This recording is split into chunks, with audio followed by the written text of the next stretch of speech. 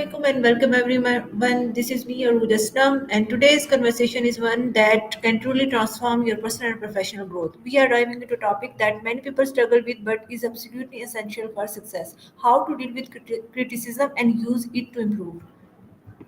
And today, Maya is joining us, someone who brings clarity, empathy, and practical wisdom on how we can turn feedback, even the tough kind, into fuel for growth. Maya, thank you so much for being here. My first question is, why do you think criticism affects people so deeply?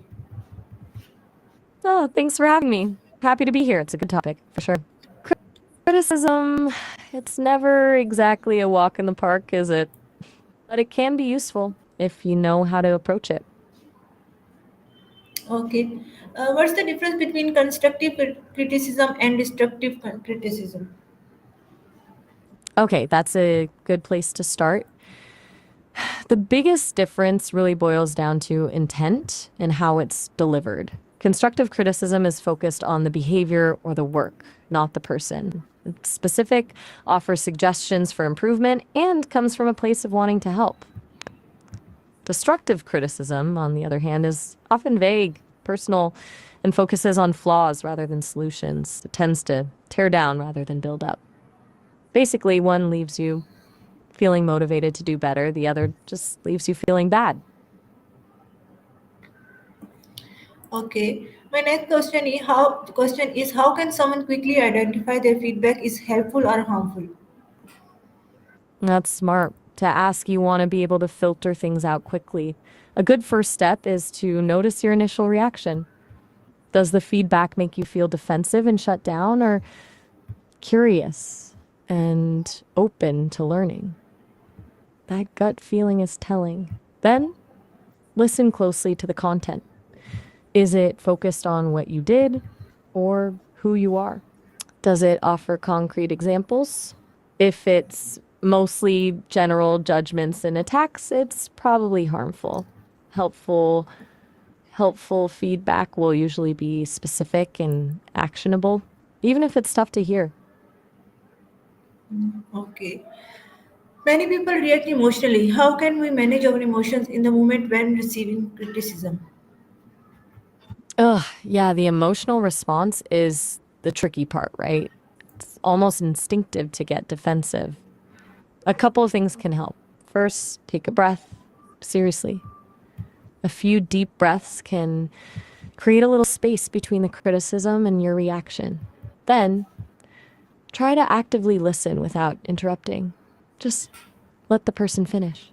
And maybe even mentally repeat back what they're saying, not out loud, just to yourself, to make sure you understand. It's not about agreeing with it, just about accurately hearing it.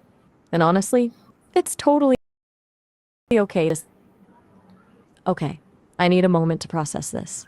You don't have to react immediately. Okay. Can you share a simple strategy for responding politely to criticism even when it feels unfair? Absolutely. A good little phrase to have in your back pocket is, thank you for sharing your perspective. It's neutral, it acknowledges the other person, and it doesn't commit you to agreeing with them. It buys you time to think. You can follow it up with a request for clarification if you need it. Could you give me a specific example of what you mean? Even if you still disagree, that response keeps the conversation civil and focused on the issue, not on getting into a fight. Shows you're willing to hear them out, which is a good look, even if the criticism feels totally off base. Okay, why do some people struggle to accept criticism even when it's constructive? Oof, that's a big one. I think it often comes down to a few core things. Sometimes it's rooted in low self esteem. If you already doubt yourself, criticism can feel like confirmation of those negative beliefs. Perfectionism plays a role too. If you set impossibly high standards for yourself, any feedback feels like a failure. Then there's past experience. If you've been criticized harshly or unfairly in the past, you might develop a pattern of automatically reacting defensively. It's like a learned response. Basically, it's rarely about the criticism itself and more about what that criticism triggers within a person. Okay. What role does confidence play in how we perceive and process criticism? huge role. Seriously, when you have a solid sense of self worth, criticism doesn't feel like a threat to your identity. You're able to see it as information, a data point, even about how to improve, rather than a personal attack. A confident person can separate their value from their actions. They know making mistakes doesn't make them a bad person. They can acknowledge flaws without falling apart. It's like having a strong foundation, it can withstand a little shaking. Someone lacking in confidence, though, they often internalize the criticism and take it as proof of their inadequacy. It's a really tough cycle to break. Okay. Okay, how can we differentiate between criticism of our behavior and criticism of our identity? That's a really important distinction to make. The language used is usually a pretty big clue.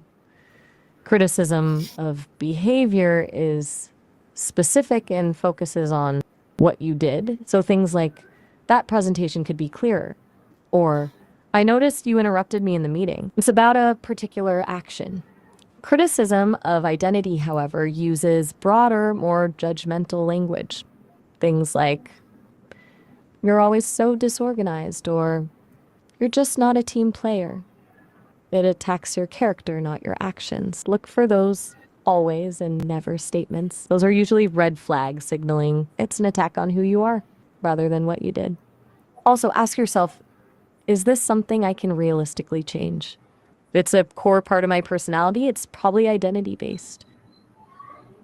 Okay. Do you think criticism in workplace is handled differently than in personal relationships? Why?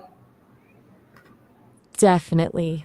There's a really different dynamic at play. In the workplace, the goal of criticism should be professional development and improving performance. There's a degree of separation. It's about achieving shared objectives. Ideally, it's delivered with more objectivity and is tied to specific metrics or goals. In personal relationships, it's way more emotionally charged. It often touches on deeper values and insecurities.